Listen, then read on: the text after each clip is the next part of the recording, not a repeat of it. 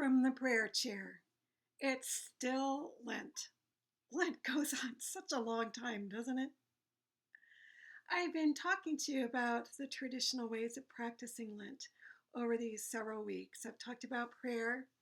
I've talked about fasting, different ways to fast, some modern ways to fast. And today I want to talk about almsgiving. It's a really important third side. You know, our faith is never just a vertical line, us and God. It's more like this: God and us and others. That's how it's meant to be.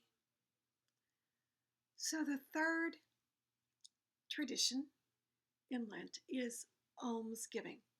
So that basically means sharing what we have with people who have less.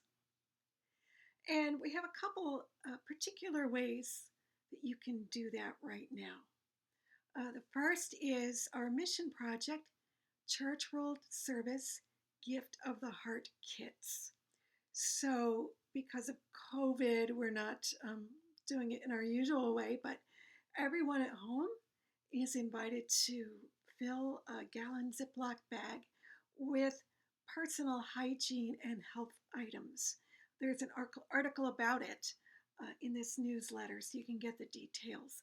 But these bags will go to people who've been forced to flee their homes and are lacking the basics of soap, a toothbrush, a towel, things that protect health and give people dignity when they've lost everything.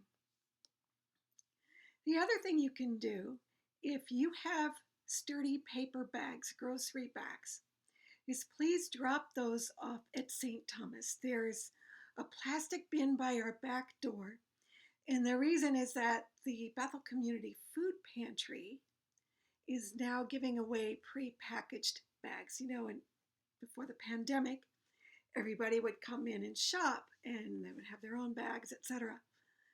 But now the volunteers need about 250 bags every pantry distribution, and that's, first and third Tuesdays of the month.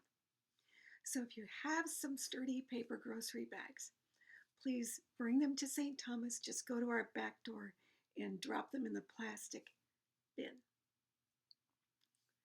And I'm going to make a third suggestion during this time of pandemic. I don't always think it's stuff that people need from us. Sometimes it's our time and our care. So I think a beautiful thing we can do this Lent, the pandemic Lent, is to take time for people. To make that phone call to the neighbor who lives alone. To write a note to somebody you haven't seen, especially, we know people who are not connected online. And they can become so isolated.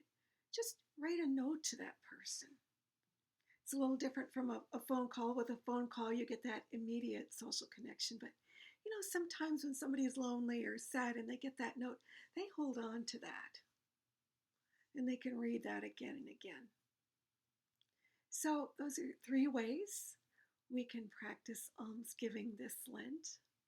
I hope that you will find a way to practice almsgiving that's right for you, and that will be a blessing to you and to those who receive what you give.